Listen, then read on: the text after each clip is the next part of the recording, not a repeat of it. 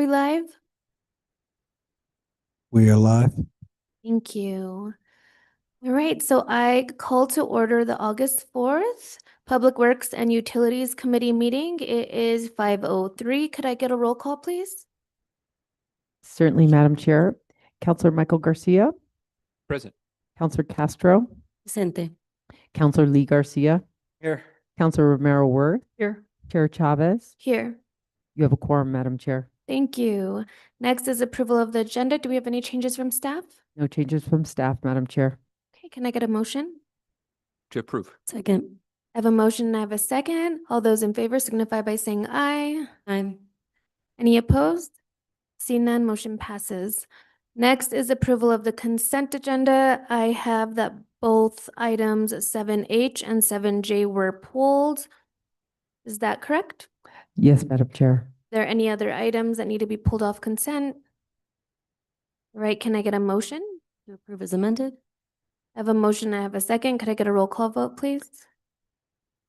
Councillor Michael Garcia, Yes. Councillor Castro, Yes. Councillor Lee Garcia, Yes. Councillor Romero Worth, Yes. Chair Chavez. Yes, Motion passes. thank you. Next is public comment. Do we have anyone in chambers today for public comment? All right, we don't have anyone here for public comment. Next is presentations, and we are starting with a good presentation. We always love when we get to recognize staff. So our first presentation, Public Utilities Department Employee of the Month, July 2025, Steve Schultz, Water Division, and Jonathan Montoya, Interim Water Division Director, will be here to present today. And Madam Chair, before Jonathan starts, I just wanted to let the committee know that we are starting an Employee of the Month award in public utilities. Pretty clear.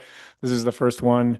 We're still getting sort of up to speed on the formalities of it, but we do intend to have some sort of hopefully a recognition, maybe a gift certificate. We're working through the best way to do that and what are the things that we might be able to provide to our staff, but really about recognizing accomplishments and efforts above and beyond from our staff members. That's wonderful. I think that's very important. So thank you. All right, Jonathan.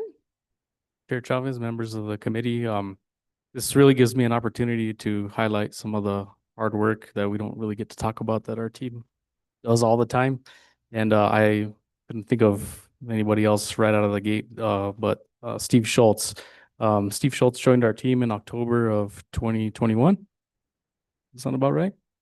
Most recently, he's worked on a project that we're calling it our water data dashboard, or well, I don't know if we've had an official title for it yet, but it's a real game changer, and it's really helped us improve the way that we look at our data from demand, supply, how we're reporting and recording our water rights, and how all that data is it totally takes away a lot of the human error involved and gets the data from one like from a meter, takes the human error out of it, computes it, and puts all this data into one place. And I can't say no. We're going to present on it later on this year to the committee so you guys can see it, because it's really, really cool to see. And I think hopefully eventually this becomes something that we can point outwards, that people can take a look at and see, like, what's your water system doing? Where's the water coming from? Where's it going? How much people the overall system is using? How we're utilizing the resources? How much water we're diverting from different places, whether it be Buckman, groundwater, source of supply, Canyon Road, the Santa Fe River. So anyway, it's really helped us streamline the way we do our process. It's eliminated a lot of manual punching numbers on spreadsheets, things like that. You've really helped to make a lot of our lives a little bit easier by helping put this together, and all the data's in one place. I know the guys at BGD are really thankful for what you've done recently with the reporting, and I hope that we can grow on that and stuff. But I just wanted to say thank you for your hard work, Steve. So, And Steve. come on up and say hi. It was going to. So Steve, I always ask if you would give us the honor of shaking your hand and thanking you each individually for the service and the positive impact you've had in the city. So if you don't mind just coming around so we could all individually thank you.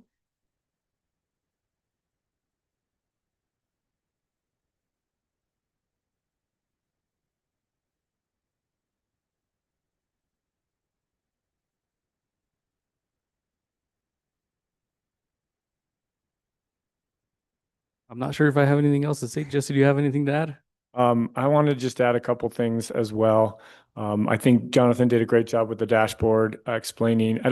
Until you see it on a presentation and see the representation of what it is on the screen, it's hard to appreciate how powerful it is to have data from the city, from USGS, from the Bureau of Reclamation, from all the data that we might find necessary to help us make informed decisions, being every night updated and pulled into a real-time dashboard that allows us to ask intelligent questions.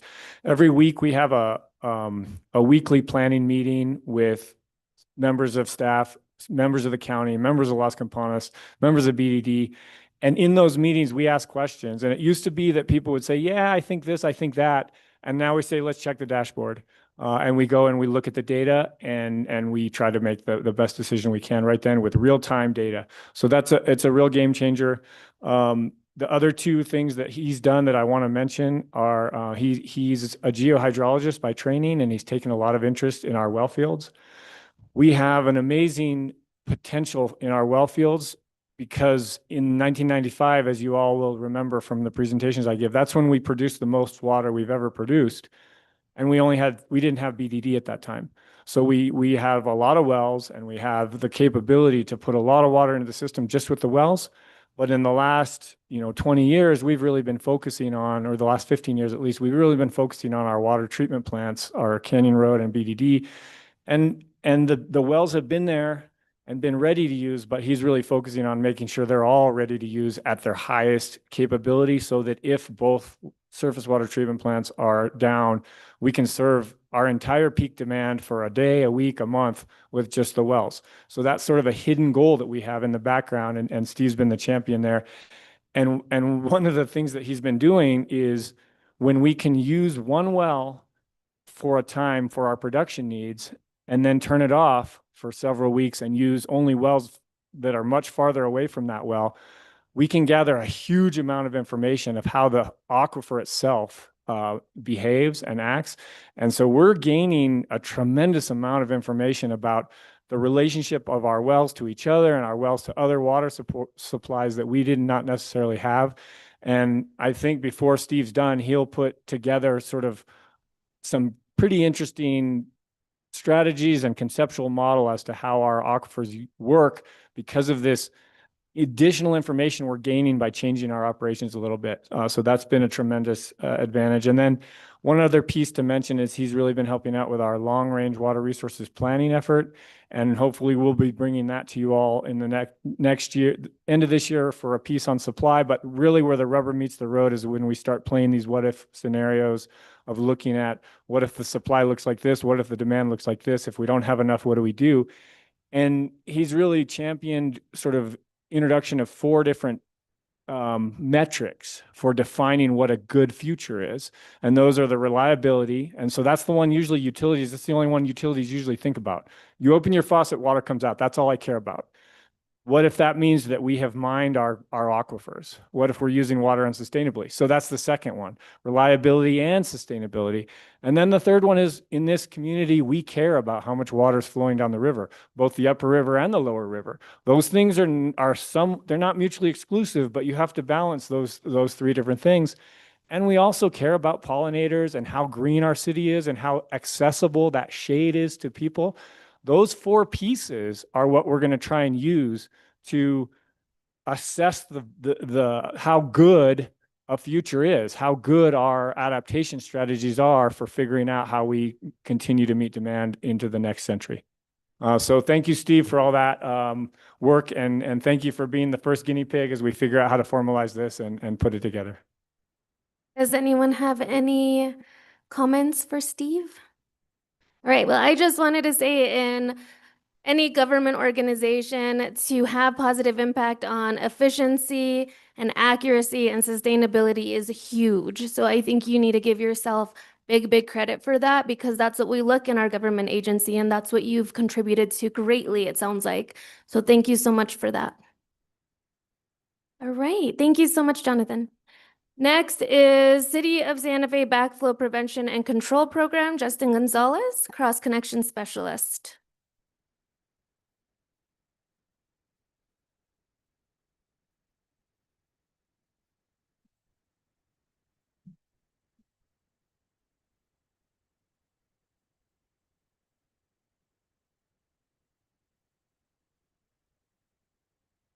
And could we bring that no, thank you. There we go. I'm Justin Gonzalez, cross connection specialist with the Water Division, and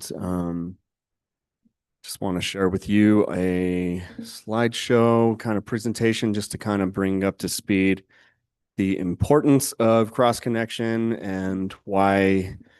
Well, right now we're in the effort of having an ordinance go into effect, hopefully in the near future, just to kind of get us up to speed with other cities around the country. I mean, this is something that's been in effect since the early 90s, back in Massachusetts and all over. You know, this is a great measure to protect contaminants or any type of pollutants from getting into drinking water unexpectedly and causing illness or just distress of any kind. Let's see here. So backflow is a undesirable reversal of water flow from beyond a customer's water meter back into the water system, meaning that would be, you know, we're responsible for water up into a meter. Whatever happens on a customer's side is no longer in our control. Therefore, we want to protect our system from any kind of contamination.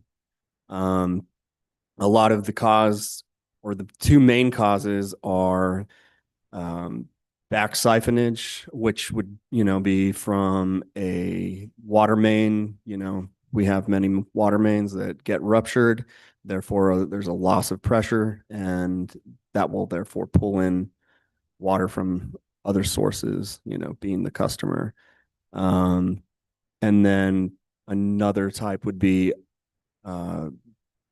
in a case where maybe there's a pump on a customer's side that would overpressure our system, or even like a well system, a private well system on a customer's side that, you know, is tied into our water system. And this just is a big safety hazard. The importance of the backflow prevention program would be reduction of potential threats to our safety of water. Backflow prevention assemblies are required by plumbing code to begin with. New builds, you know, that meet certain criteria have to have them installed. But the main issue with that is after they've been installed, no one's keeping up with them. This program would have staff, you know, mailing out letters annually, and therefore there would be some follow-up at least on the annual to have these things monitored, tested, and to be in operating condition.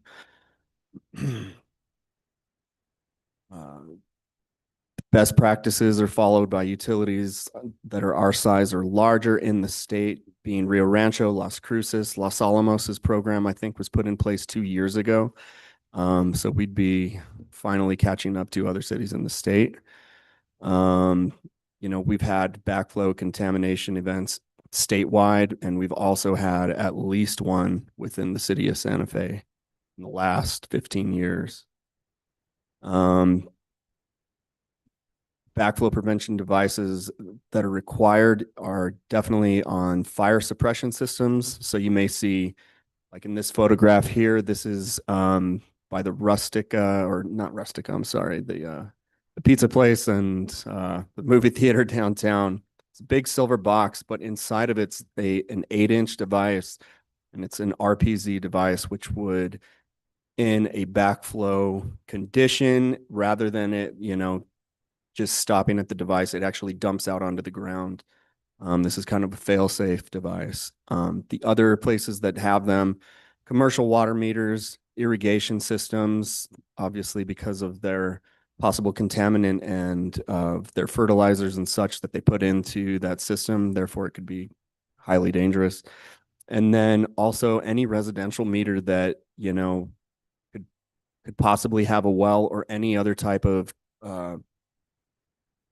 something that would be of a reason to have one. Sorry. One customer in particular, about 2 years ago, was kind of brought to our attention. Our water usage software beacon, it shows, obviously the water being used and any type of flow going backwards through the meter. And then, as you can see here, the lighter blue colors are the water usage going up, and then the dark blue below that is actually a backflow event. And upon investigating this, when I went to this address, I was able to look around, and there was actually a private well that was still in use tied into the property that, like I was telling you before, was overpowering our water system in that area and getting back into our drinking water. Oops, sorry. And in the middle picture, the resident wanted to keep the well, so we allowed it with them using that same style device, an RPZ. So before our water meter, it's installed. The third picture over is just an insulation rock cover, so you don't even really notice it. Fire backflow preventers are, all over. This is just another example of where, it could be in plain sight without you even noticing. The picture to the left is just showing how they've aesthetically kept up the box to kind of make it more non-so destructive to pretty areas. But inside you have your actual working horse, and that's also another 8-inch fire suppression system. This is kind of a perfectly thought out irrigation system. Therefore, you have your Y strainer at the beginning of the line, and it's, traveling from left to right to catch any debris, because that's also something that'll happen. Oftentimes you'll be going by some of these boxes and there'll be a slight drip, and it just takes a little bit of debris to get in there and not have a perfect seat. That just prevents it and keeps the, backflow operating properly. And then just another example of a commercial backflow preventer would be something like even as simple as a water filtration device that we don't know if they're keeping up with their filters on their end. There's another low pressure system or whatever pulling that back in. We've got contaminants. And then let's see if this little video maybe starts up. This is kind of a, let's see. This means Whoa, sorry about that. water to homes and businesses like Acme Chemical in this small town. Water is delivered at a high pressure from the water tower to meet the many water needs of the town.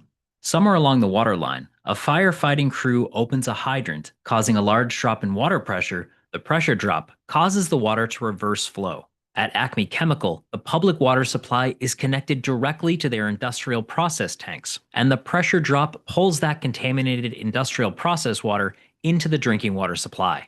After the main has been repaired and the pressure restored, those contaminants from Acme Chemical remain in the drinking water and start flowing to customers throughout the town, creating a major public health crisis.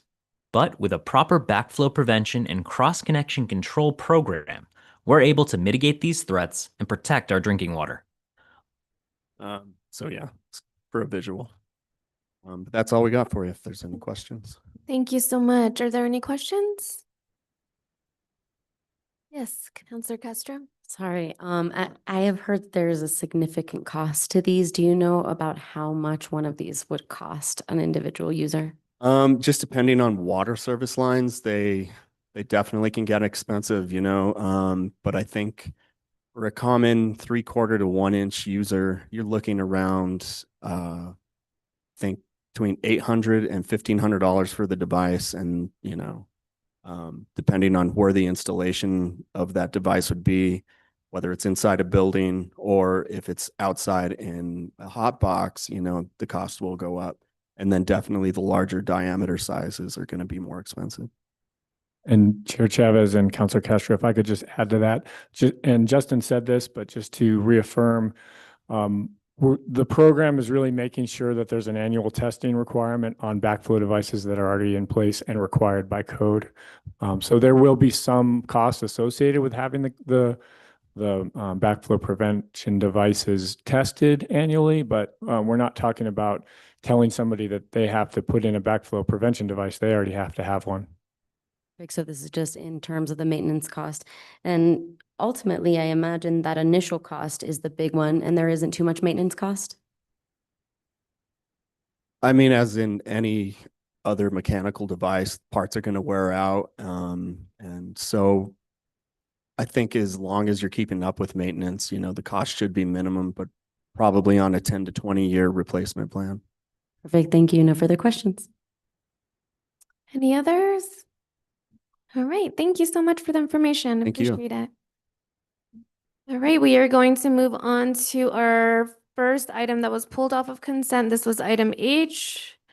Request for approval of a general service agreement with Southwest Waterworks LLC for operation and maintenance services in the total of $432,750 for a term of 1 year. And we have Michael Dozier here, wastewater division director. Thank you for being here. This was pulled by Councilor Michael Garcia, so I'll turn it over to you. Thank you, Madam Chair, and thank you, Director Dozier, for being here. Quick question for Director Roach before we start. And this is process and procedure. I thought we had proposed this be just brought back to governing body. I'm happy to have this here, but that means Director Dozier still has to go back to governing body again, given we requested it go back before governing body. When we made the motion, it was to go back to governing body. Now we're here. I'm just wondering how it landed in this committee. Chair Chavez, Councilor Garcia. The fact that it ended up on governing body on discussion was a failure of process on our side without explicit permission from the division director or the department director. And we ended up in a position where we were wasting your time, honestly, frankly, and not able to answer the questions that you had. So it was my direction to put this back on consent. If this means that it will hit governing body at the next meeting on consent. And if you'd like to pull it there, that's fine. But the process was a failure the first time and we want to get it right the second time.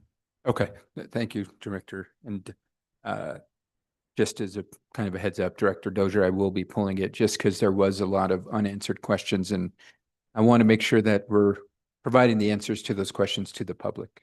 And the intention was to go back before governing body. And so I know that the deputy city manager sent us a follow-up with a lot of responses to the questions, and maybe, I don't know if we can add this as part of the packet for governing body, just because this type of information is helpful for not only for myself, but I think as we work towards getting these answers out there available publicly. First one is talking about staffing levels, total numbers of positions allotted are 68, 23 vacancies with a 34% vacancy rate. That's a pretty high rate. I know that we're talking later down the line in the responses about recruitment and retention, but that's pretty alarming to me. I'll be honest, and especially in a particular division that has so much impact on our residents. So I think besides what was outlined here, what are you doing to recruit and retain operators? They're providing incentives, recommendations by staff. I guess let me let you go there. I'm so sorry to interrupt, but I just want to say is I would advise us to try to stay on the contract as much as possible. I have what was kind of a red flag to me is the question came up at governing body if that amount was paying for one individual, and we got confirmation, I believe, within that email that it is for one individual. I do think that there is some concerns that have come up about vacancies, but I think that would be a great presentation to receive outside of this, because this specifically is talking about the engineer position to be covered by the contract. And I just want to make sure we have enough time focusing on that subject specifically. And then we can request in matters from the committee members that we have a presentation on the vacancies specific, if that would be okay with you, Councilor Garcia, just so that we can look at this item as it's presented. Sure. And to get to the contract, because the contract does have language around level 1 and 2 operators, this particular matter is asking for level 4 operators, but there is language for level 1 and 2 and 3 and 4. Is the intention to possibly use level 1, 2, 3, and 4 operators or solely level 4 operators? Madam Chair, Councilor Garcia, the intention currently is to use a level 4 operator. That has been the most difficult vacancy to fill. Every time we release that to post, we do not get any applicants. Now, we have, I am going to repost it hopefully this coming week again. And I do have a lead on a possibility of an applicant, but they have to apply and actually, come and interview for the job. Gotcha. Okay. So in the contract, level 3 and 4 operators, regular hours, $140 an hour, after hours, $200 an hour. What is a current, and not what you're recruiting for, what is a person who is currently on board make per hour? That's a level 4 operator. The level 4 operator would make around $35 to $36 an hour.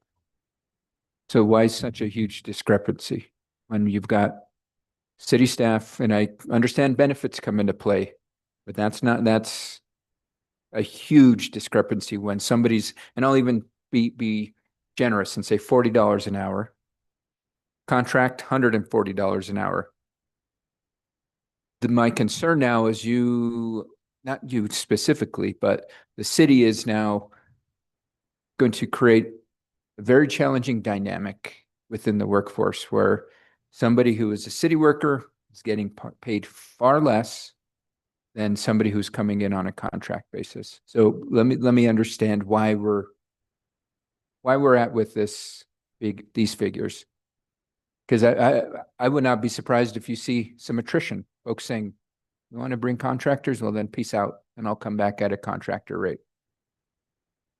Well, Madam Chair, Councilor Garcia, the cost of the operator to get from the contractor is not only just the cost of an actual operator, and their operator may be getting paid around the same as us, and the amount that's tacked on is for the contract company to facilitate you with that operator. So it's not actually the pay that the person's going to get. I understand there's overhead, and that what you're It- talking about is the overhead that the company that we're contracting with has to incur, because at the end of the day, they got to make money when they're bringing on this person, right? It's not a equal sum game. And I definitely understand that, but the discrepancy, if we can break down, and this is where I was really trying to drive last time, why is it that we're willing to pay $140 an hour for one position, but current employees are making extremely, and I mean extremely less? And that's the answer I'd like for us to I get there. think Director Roach wanted to add.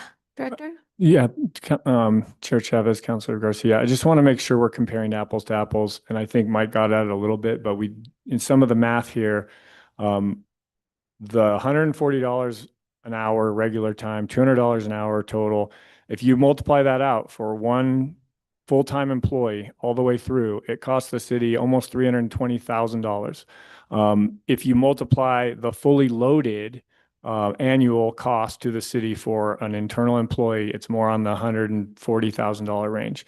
So we are talking at least 2.2 times more that we have to pay for a contract employee, which is why we don't staff our facilities with contract employees. But just to make sure we're talking apples to apples here, we're talking about a double 2 to 2.2 times more that we're paying for the contract. And it's not $40 versus $200. That's not apples to apples. Right. No, understandable. But even when it's 2.5 times, that's the question. We're willing to pay that to a contractor. Why are we not raising the wages of full-time employees? And so I guess my next question is, have we begun to look at comparable positions within immediate surrounding areas, whether it's Los Alamos, Albuquerque, Rio Rancho? What are their level 4 operators make? Chair Chavez, Councilor Garcia, I'm going to take this one, Mike, just because it spills over into water.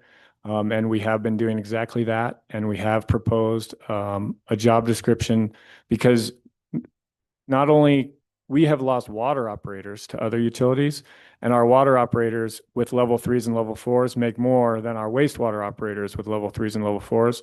So our approach is to bring those in line.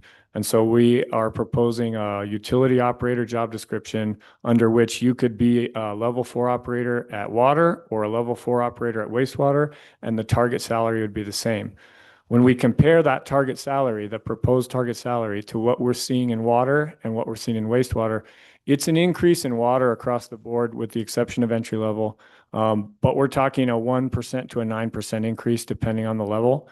And that same target will represent anywhere from a 3% to a 26% increase to the wastewater operators. So that's one main strategy we have, and it is increasing the compensation. And then the second piece to that is a certification level based retention incentive. And so we're essentially saying, if you get a level 1 at some point this year, we would like to give you $2,000 as a retention incentive. If you leave within a year, you have to give back the prorated amount. Same, and then 3,000 for a level 2, 4,000 for a level 3, 5,000 for a level 4. Folks who already have a level 4, they can't get another one, so they would be immediately offered that retention incentive. So those numbers make us competitive with the water utilities that surrounding us, and therefore that's the first step we propose to become also competitive with the wastewater utilities and leave us in a situation where we don't have a 34% vacancy rate. Okay, thank you for some of that info, and I appreciate we're looking at incentives to keep employees. But if we can get the figures, not necessarily the plan, but the figures that other municipalities pay, it'd be helpful.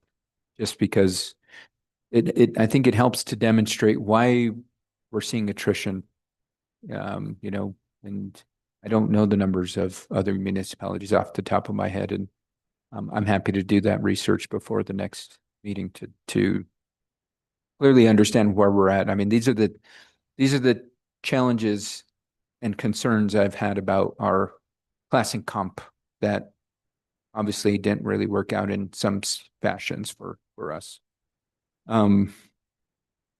Now, last question, Mr. Dozier. And it doesn't break it down in this. Let's see. So you're only looking to hire one. So what is the vacancy rate for the level 4 operators? I know we got the numbers for everybody and it kind of lumps them up. 25 position, 10 vacancies, 40% vacancy rate. But out of all of those numbers, how many are dedicated to level 4? And what is the current status on board of folks, and what is the current vacancy number for this particular position? Madam Chair, Councilor Garcia, there are 3 open positions for level 4s. There's a shift lead and 2 advanced operator positions. Currently, we have 3 positions that are filled, and they're the ones that are taking care of the 3 out of 4 shifts that we currently have that a level 4 would be maintaining. So we've got 3 open and 3 filled. Am I hearing you correctly? So we're at a 50% vacancy rate. Yes, sir. Okay.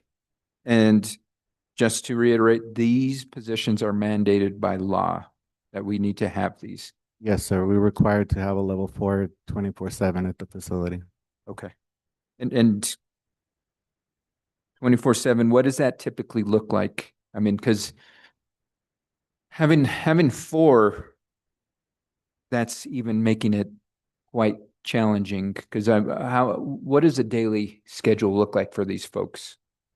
The level 4 operators would be on a 12-hour shift. It would be 36/48, swapping each week. So 2 shifts a day for the entire 7 days. Okay. So these are some pretty long and strenuous hours. So it's in our best interest to have all 6 filled, because when we're in dangerous territory having three on, three out, because if one more goes out, what happens? Because two people can't manage that facility 24/7. Currently, there's three other positions that are management positions, and they will cover for the other shifts whenever there's need. I have also had to cover a shift at one point when there was an emergency and the operator had to be taken away from the facility. And I'm the closest operator to the plant, so anyone that has a level 4 at the facility, if the need is there, we try to make up for it. Gotcha. But that means then the duty that those folks were tasked to goes undone. Yes, sir. It's a whole domino effect, and I think that's where I don't like the rate we're at, but I see the need for more than one person in the current structure, right? I mean, I know we're talking about bringing on somebody more, hope, or one person, but we need three people, not one. So I mean, we're put between a rock and a hard place right now because we have to have this operating. We would not be able to, the impact this would have in our community would be dangerous. Now, look at it from the other angle, the cost. Let me ask this question. Have we budgeted for this? Because this is if we're planning on paying employees, what'd you say, Director Roach, about 130K with Benny's, and this comes out to 2.5 times that. Where's the money coming from for this? I think there's a budget amendment included in the packet. But is it basically vacancy savings that's paying for it, or what is? It would just be pulling from the cash fund. Okay.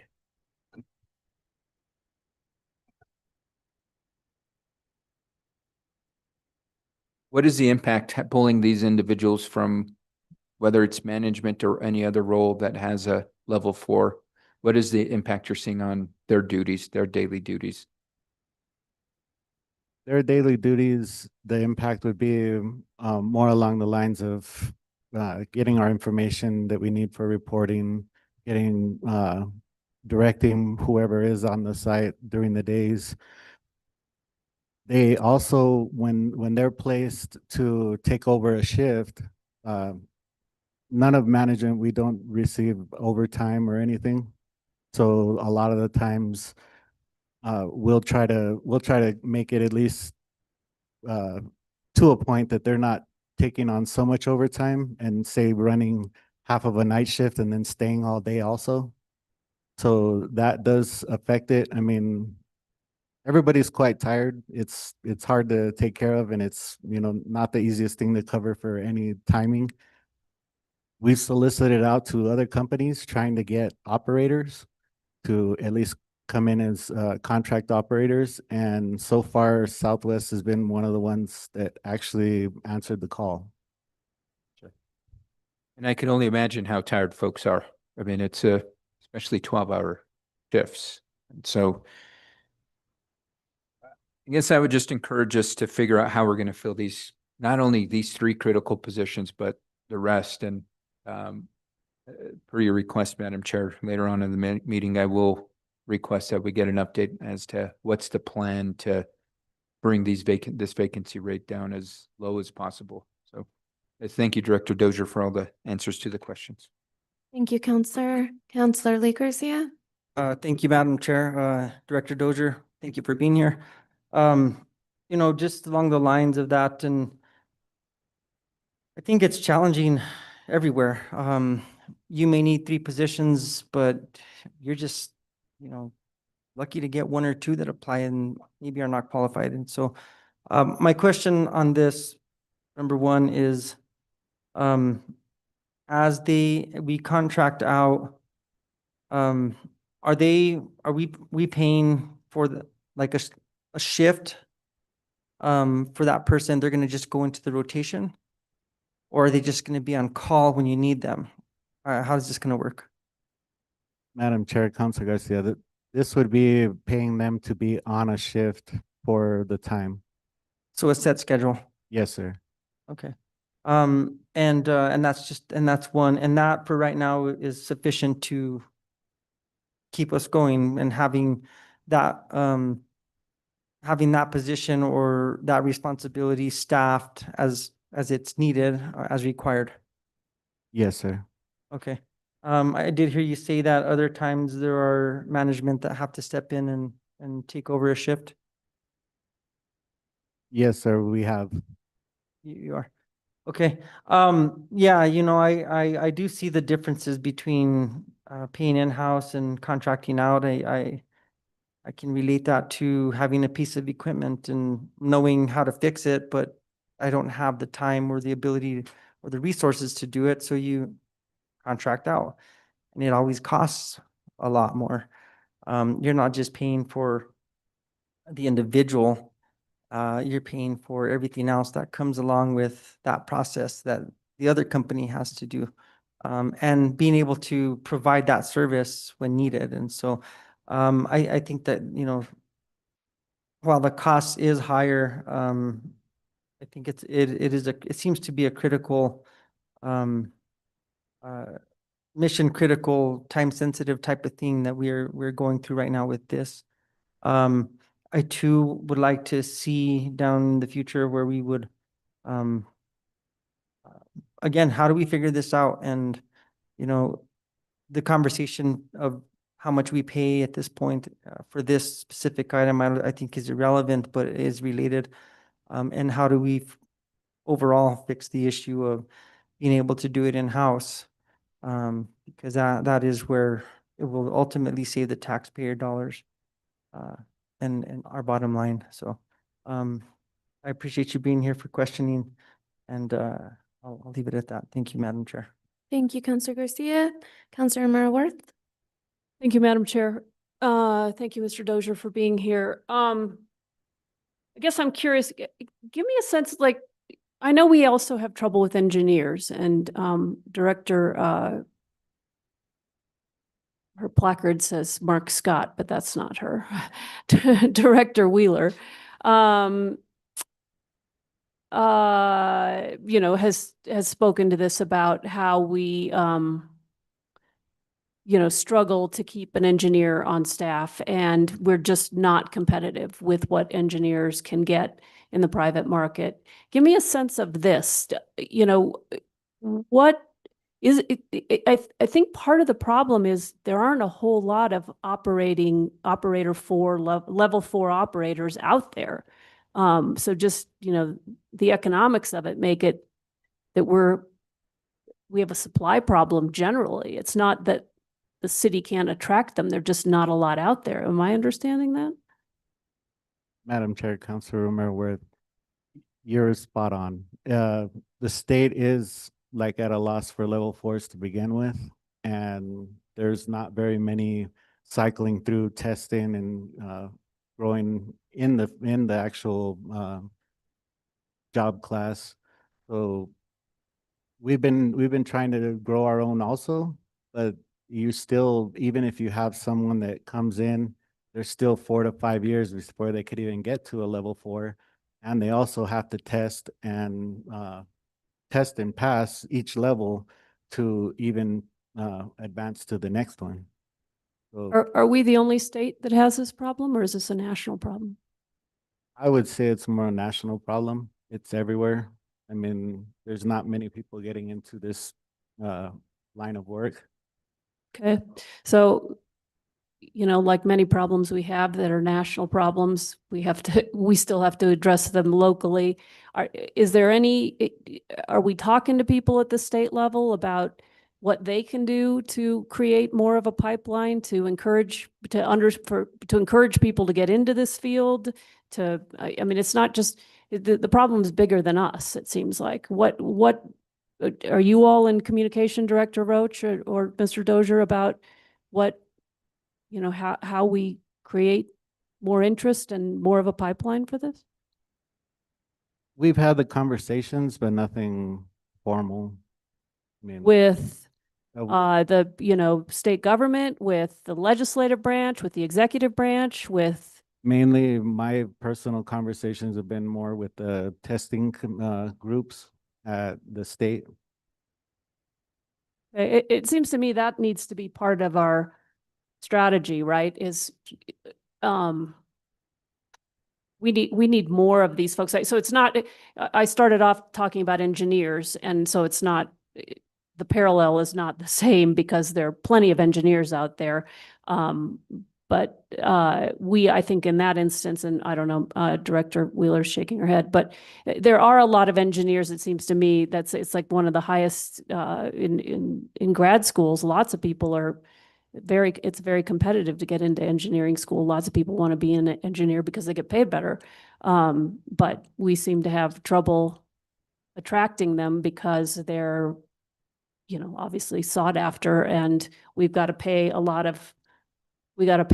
to attract them. So anyway, it's not, I don't think it's a perfect parallel, but what happens if we don't have a level 4 operator? So we've said it's state law, you have to have one.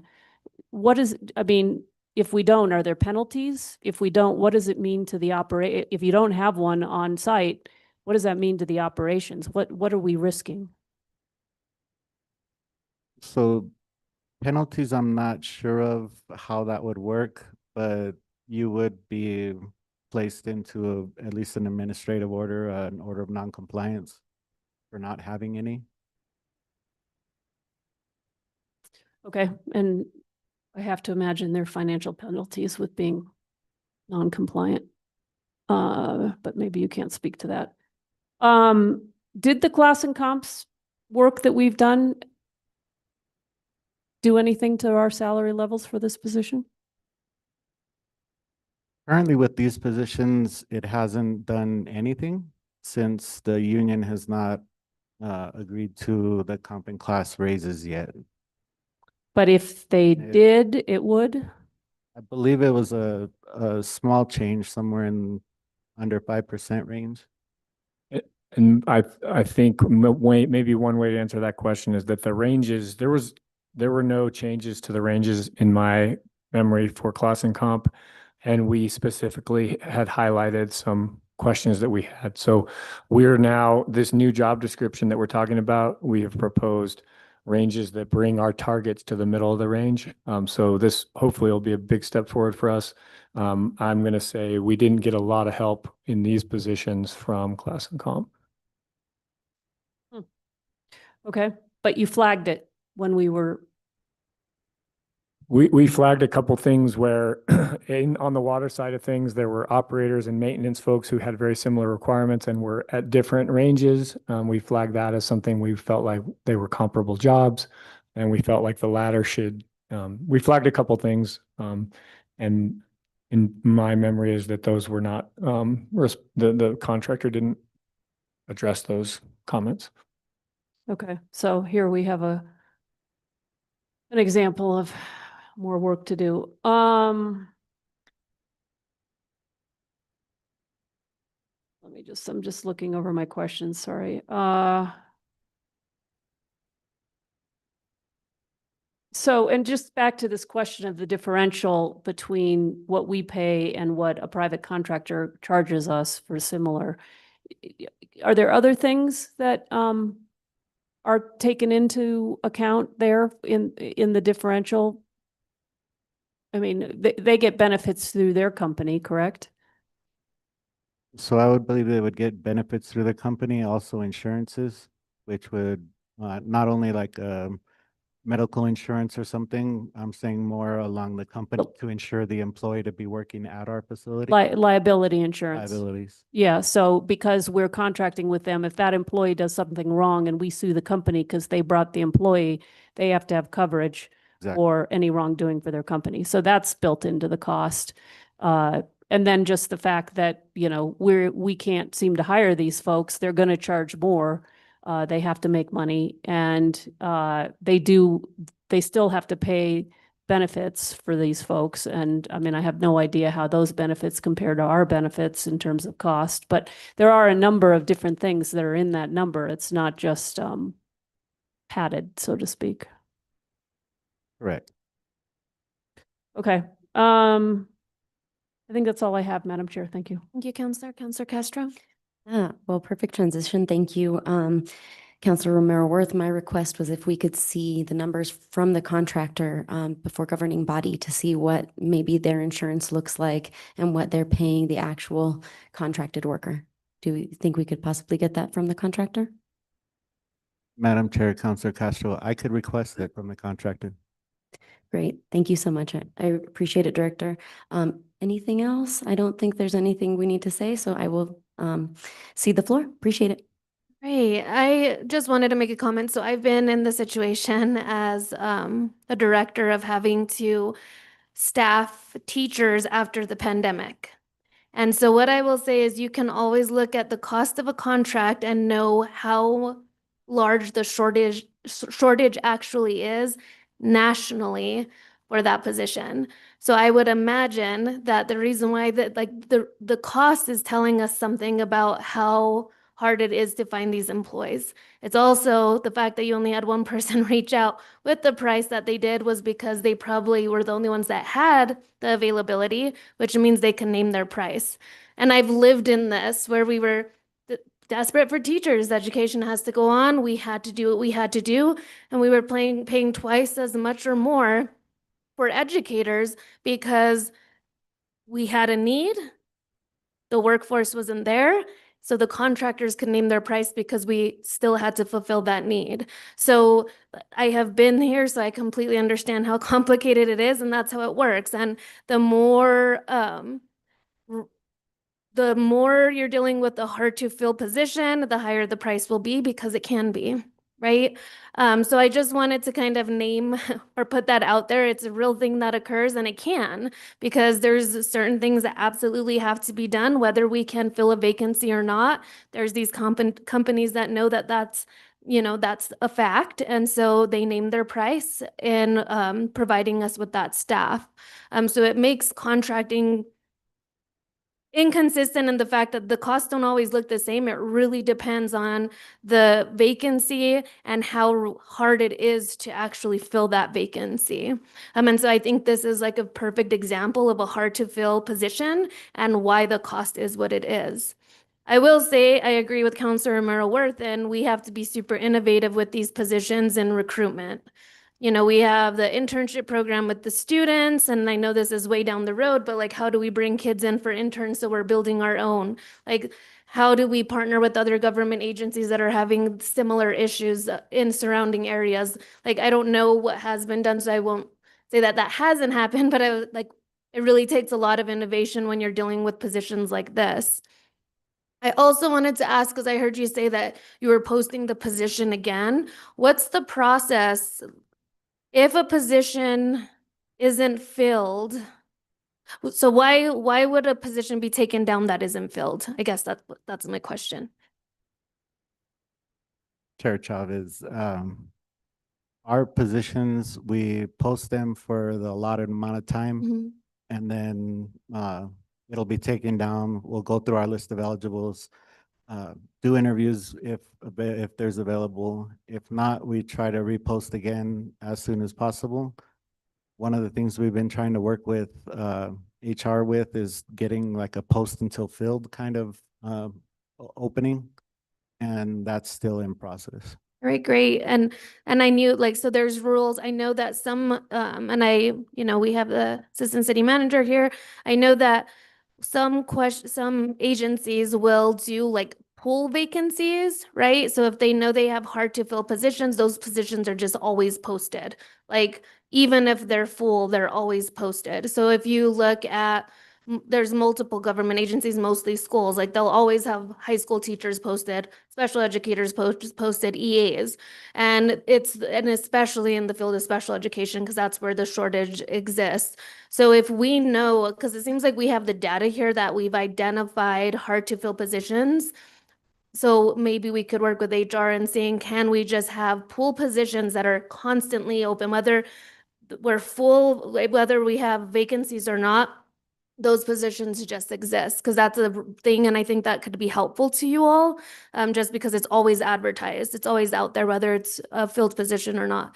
But I just want to say it is much more complicated, than what most of us can imagine, and a lot of it's not in our hands because it, like I said, it depends on the workforce, it depends on the type of position we're filling and how hard it is to fill. It depends on so many different factors.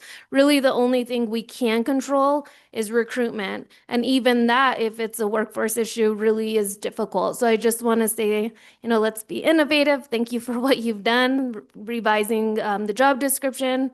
That is part of the process and recruiting and getting where we need to be so that a job is more appealing. So I see the efforts. I think we could do more efforts around vacancy, and some of that has to do with HR, right? So we have to bring some of those partner departments in. But it's just a really complex situation. And I just wanted to make sure that I emphasize that. And, thank you for the extra work that you've been doing with the vacancies. I know that's really difficult, and hopefully we could find a solution in getting these filled.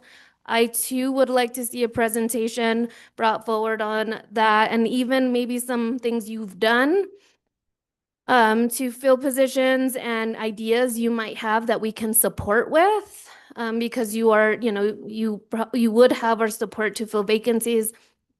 If we get positions filled, that increases how we run as a city, and that's important to all of us up here.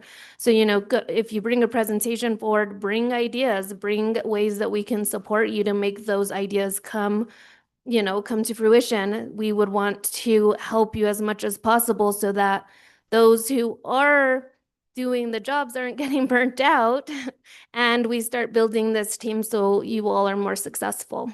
So, thank you so much for everything. I don't know if anyone has any other questions or comments. Move to approve. Second. I have a motion and I have a second. Could I get a roll call vote, please? Thank you. Certainly, Madam Chair. Just to confirm, Counselor Castro, you seconded. And the roll call vote is Counselor Michael Garcia, Yes. Counselor Castro, Counselor Lee Garcia, Yes. Counselor Romero Worth, Yes. Chair Chavez. Yes. Motion passes. Thank you. Thank you, Director Dozier. I appreciate you. J, we are on to J. Consideration of a resolution number 2025 to be determined. This is sponsored by Counselor Alma Castro, Counselor Michael Garcia, Counselor Pilar Faulkner, who is in attendance. She is participating via Zoom. It's a resolution proposing a ballot question to be submitted to the city's voters during the November 4th, 2025 regular local election regarding amending the city's charter to limit the mayor's authority to vote when there is a tie. And I think we have Marcy Anarino here to help us with this, and it was pulled by Councilor Merrill-Worth. Hi, Marcy. All right, Counselor, I'll turn it over to you. Thank you, Madam Chair. I don't have any questions on this item. I pulled it to vote. Thank you. Since it is pulled, do any of the sponsors want to speak? I could start with you, Counselor Castro. Yeah, I just briefly wanted to address this being something that had been worked on in 2023 and that we're bringing back. It was part of a larger bill, but this is something that specifically came from the Charter Review Commission. Thank you so much. Counselor Michael Garcia. Counselor Castro covered it. Move to approve. We have one more counselor that was here just to discuss. I don't know if she wants to chime in before we move to that. Counselor Pilar Faulkner, would you like to discuss this before we move on to a motion? Yeah, again, it's just about checks and balance. And I think Counselor Castro covered it officially. Great, thank you for being here. All right, we had a motion from Counselor Michael Garcia Second. and a second for Alma Castro. Can we have a roll call vote, please? Certainly, Madam Chair. Counselor Michael Garcia, Yes. Counselor Castro, Yes. Counselor Lee Garcia, Yes. Counselor Romero Worth, No, explain my vote. and Chair Chavez. Yes. Motion passes.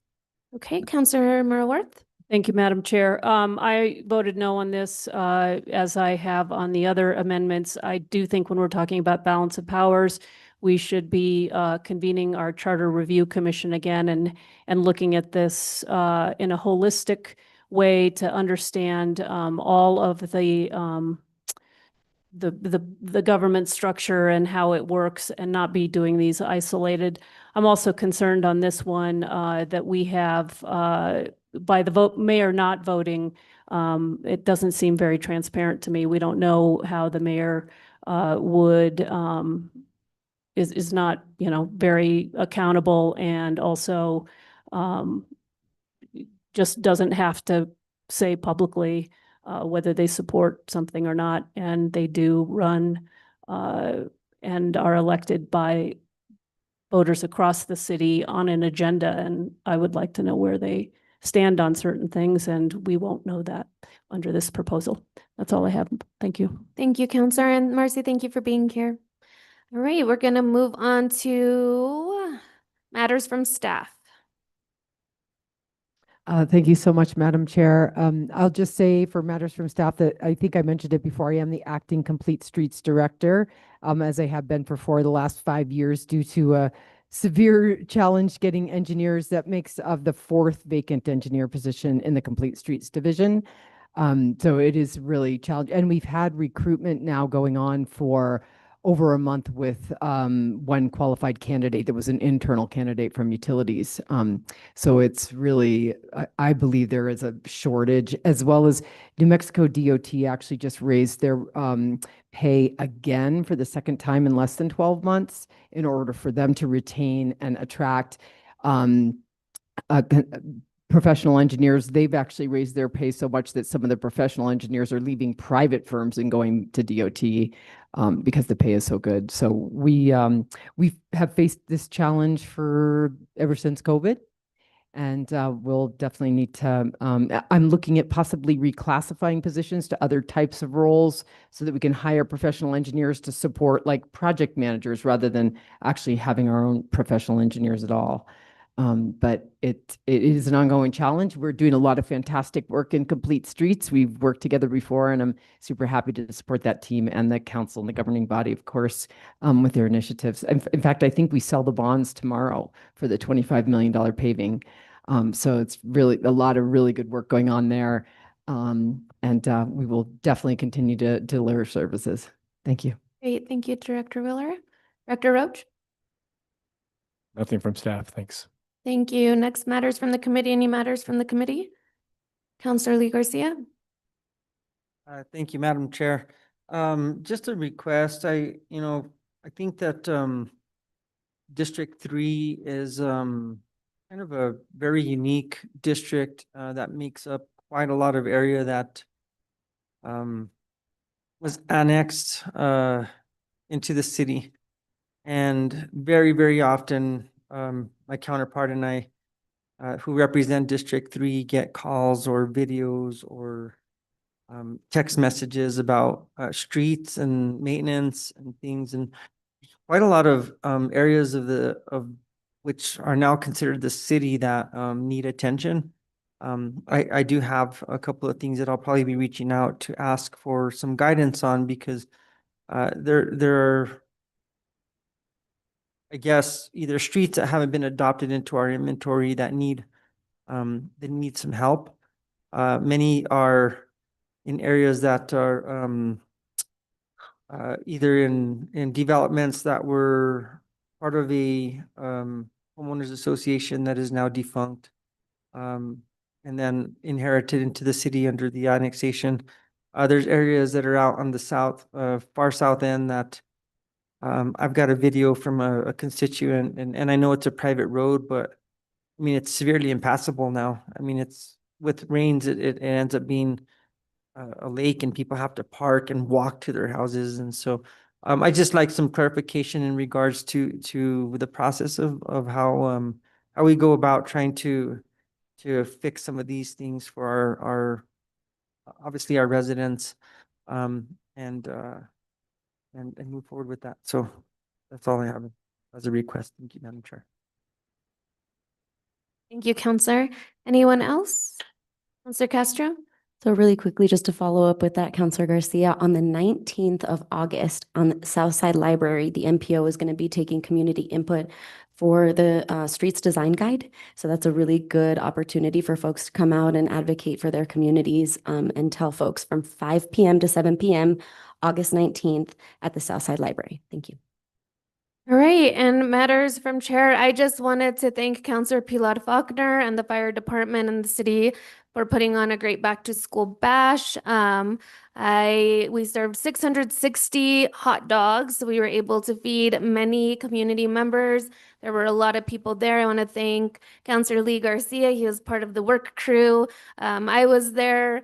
Councilor Michael Garcia was there with his family. So I want to just thank everyone that attended, helped out, and Councilor Faulkner taking the lead. It was huge, and she was running around making sure it was successful. So I really want to thank her for her efforts. And Councilor Garcia had great stories. He was helping with the parking lot in the sun the entire time.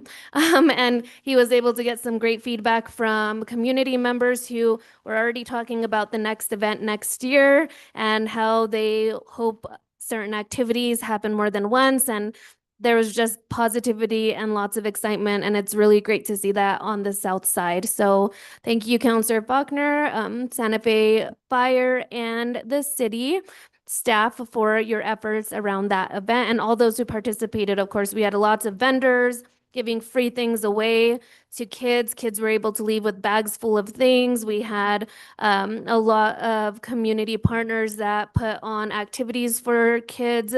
So it was just really wonderful. So thank you to everyone that was involved and for Councilor Faulkner and her team for making it happen. All right, and with that, we are adjourned. Our next meeting is 2 weeks from today, which I believe is the 19th, 20th, no, 18th.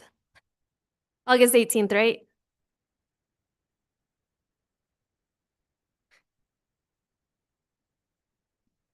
We got it right, August 18th.